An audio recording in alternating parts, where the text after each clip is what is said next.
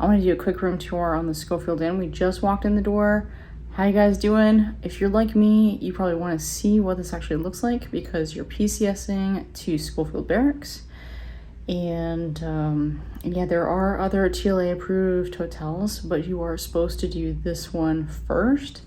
We're gonna do a room tour, then I'm gonna talk about money, and then I'm gonna talk about kind of my just general opinion, maybe tips, some other things, and we'll end the video there. About to leave, already packing, come with me, I'm not really asking, we'll get away to a place where we don't know. Alright, this is home sweet home, boys, the next few weeks.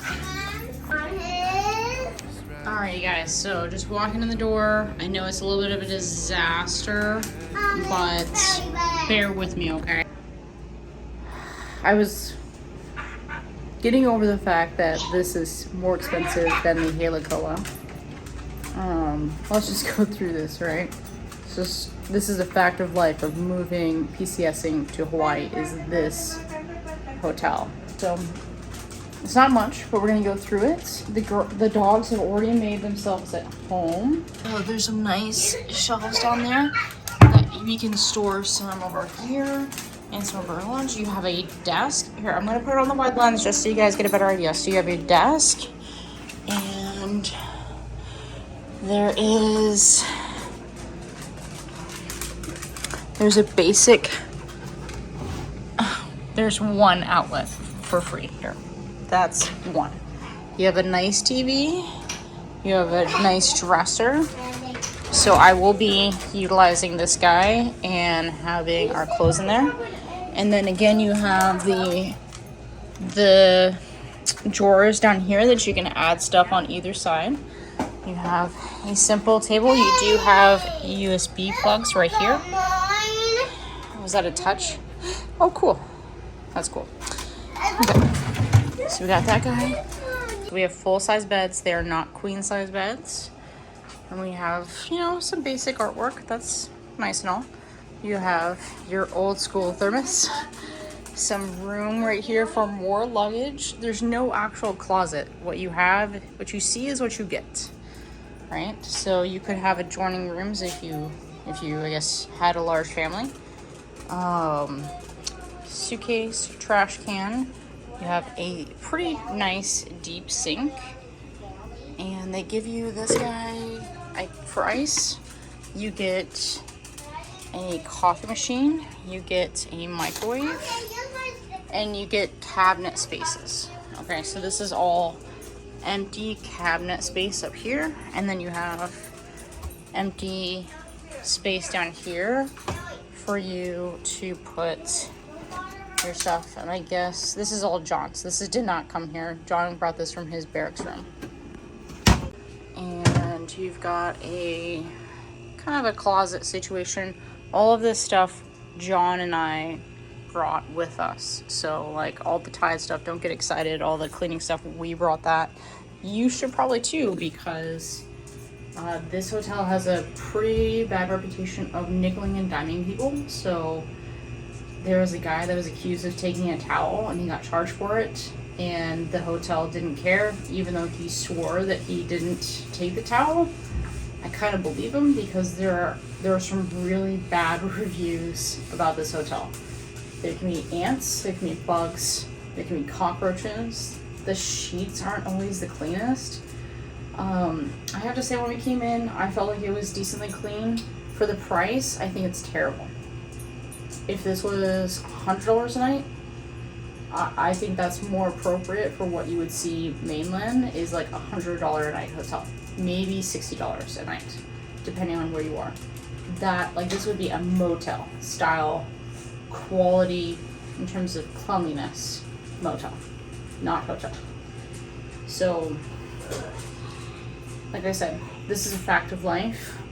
Regardless of my opinion about the matter, we're here. We're here for the next 4 weeks, and that is because it is almost impossible for me to find a place off base that allows dogs bigger than a hamster. So continuing on. So you get one sink and you get counter space. Honestly, hello everyone. I prefer that because I would prefer to have the counter space. John and I, you know, he's getting up at crack of dawn. So I do not need to have two sinks. So I'd rather have the counter space. We bought, that's our scale, not theirs, right? So, okay, so you got some basic towels and toilet paper. You get tissues, and they do give you some basic soap. So, went over here to the bathroom. So, kind of backing up so you guys can see. So, this is your shower. And yeah, as you can see, like that's the way it is. This is day one. So very, very basic, but you know, it's the fact of life. I'm just gonna start repeating that over and over again when I talk about this hotel. This is a fact of life. Okay, so your toilet is your basic toilet. Nothing crazy. Nice big mirror. You get a 1970s style light fixture. Same above here. And let's talk about the refrigerator. I think I skipped the refrigerator. So it is a Kenmore. This is a nice refrigerator. It is much larger than your typical refrigerators in your hotel rooms. So you've got, you know, room to actually put things in. But there's no freezer, so trying to get frozen meals and then microwave them is kind of an issue. You kind of have to buy it and then microwave it. The commissary is literally right down the street, so you don't necessarily need to have a vehicle or rent a vehicle if your vehicle's already on the way. So you may only want to rent a vehicle when you're driving off base or doing something else. The first couple weeks you really can't survive without a vehicle. The big expense is just simply getting all of the luggage, the dogs, the kids, everyone up here, because it may not fit all in one vehicle, so you may have to do two Ubers. And an Uber right now from here to the Honolulu airport is $80. That's for a basic small size Uber. If you want a large vehicle, you may want a better deal would be looking into airport shuttles. I think you can get an airport shuttle with a van for about $70. Shop around. Also have them reach out to your sponsor. Your sponsor may know someone who may be able to have a big vehicle, maybe come pick you up for a couple bucks. Daddy!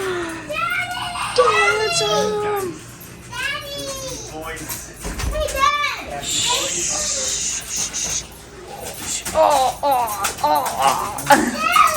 Alright. So John just got home, but finishing up on the tour here, you guys. So they've told us that we cannot use our Instapot or a rice cooker or anything other than hot plate, nothing. No hot plates, no nothing. So it is microwave, coffee machine, refrigerator, no freezer. That is what you have. That is what you have to work with. So mentally, you need to start brainstorming on how you're going to survive. Some people are only here for a week. Others, like us, are going to be here for 5 weeks. Hopefully 3, but worst case 5. And some people are here for 2 to 3 months. So keep that in mind. So John was saying that there is a grill, like an actual old, like just cast iron grill. Bring your own charcoal, and so we occasionally, on maybe like over the weekends kind of thing, may buy something from the commissary, cook it up, eat it right there and then. So it's gonna be a lot of short, small trips to the commissary like every few days, because we're not just going to be able to have a lot of food. Like, yeah, and we have no food. you do get, you know, the food allowance, the per diem, which for us, you know, with the 2 kids is going to be $223 a day. But I would like to save as much as possible from that and save it to help pay for the cost of shipping our second vehicle, to shipping the dogs. But if you were to eat out every day, you could easily use up all of that every day on the food in Hawaii. You could easily spend $200 to $300 for a family of 4 eating breakfast, lunch, dinner. So the microwave is going to be our best friend. One for the next. Over the John's like, oh god, he's like, shh, Haley, shh. So that's what it is. It's raining outside right now. It's kind of nasty. So probably this weekend, I'm gonna do a walk around tour for you guys. I will link that video right up here for you, and I'll show you the grounds. We'll do like a little walk. I'll show you kind of the orientation of where the commissary is and the exchange. We'll do a little bit of that, and overall just get comfortable. Hi guys, future Anna here. As you can see, we're in the house already. But I'm editing the video on the Inn at Schofield, and I forgot to mention a couple of key points. Let's talk about money, right? What did it cost? Because if you guys have the government travel card, awesome, but you still may need to actually increase your rate or your limit, because this stuff is gonna quickly add up to a lot of money. All right, and if you don't have the government travel card, which John and I did not, because we came straight out of OSIT, I hear a lot from people coming straight out of AIT training, or just enlisted, just re-enlisted, like John and I did. You don't know about the government travel card until it's too late. Our sponsor really kind of dropped the ball. He said pretty much 2 things. I'm grateful for those 2 things because it was about command sponsorship. Other than that, he was gone. Like, we never heard from him again. That was it. Hold on, let me go out here. Don't. My kids are too loud. All right, so what did it cost, you guys? It cost John and I $175 per night. So that was for 2 kids, 2 adults, and then we paid, you know, you have to add tax on top of that, and then we paid an additional $50 a night for the dog sanitation cleaning fee. Which is funny because they cleaned our room maybe a total of twice in the 24 days we stayed at that hotel. Like, that's it. I literally was taking notes. I took out the trash. I cleaned the bathroom. I swept and mopped. I cleaned everything. They changed the sheets once. They came in and cleaned the toilet twice. They never cleaned the bathroom, ever. They never swept the floor. They literally would come in. On those 2 times, they would change the trash. But either way, let's go back to the money part, right? So, okay. What did it cost us? So we have $175 per night plus tax. It went up to like $183, $184 with tax.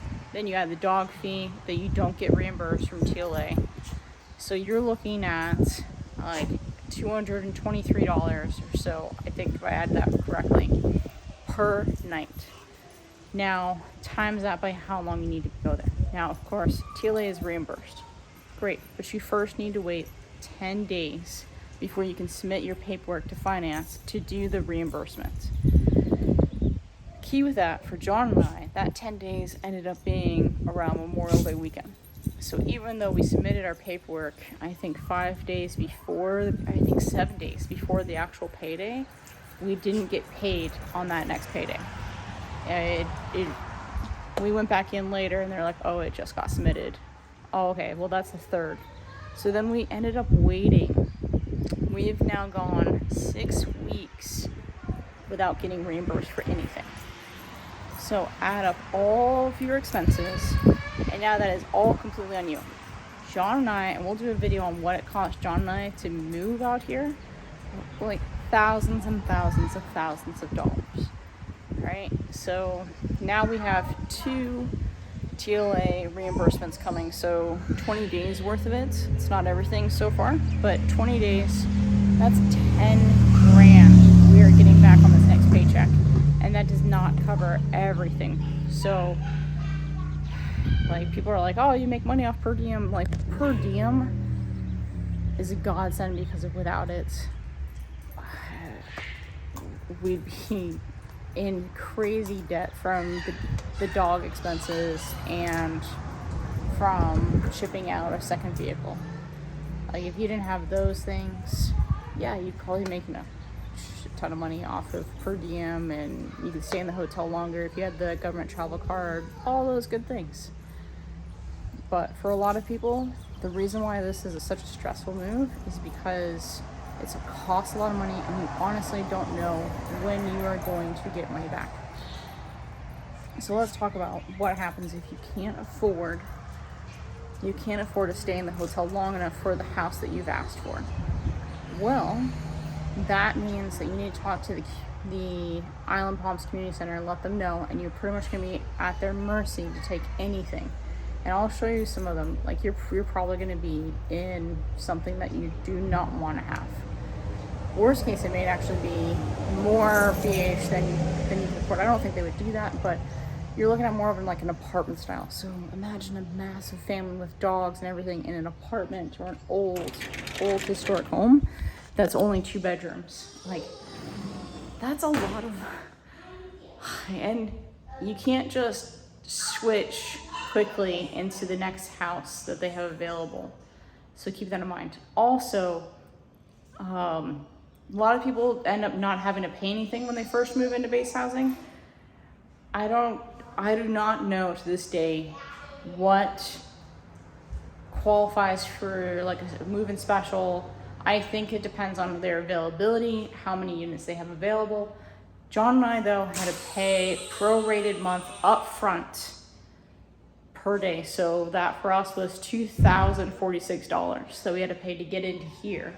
Now our next rent due, so to say, is not until August 1st.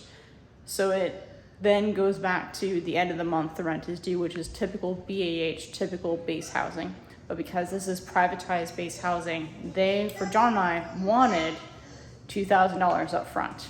So in addition to all the expenses that you're trying to like pay and everything, be ready that you may actually still, for base housing, have to still pay a whole month ahead of time. There you go, you guys. Hopefully you guys enjoyed this video. You're gonna see the house tour next week, I promise. I just finished filming it this morning, but I wanted to give you guys that information about the cost, because that's so important on this move.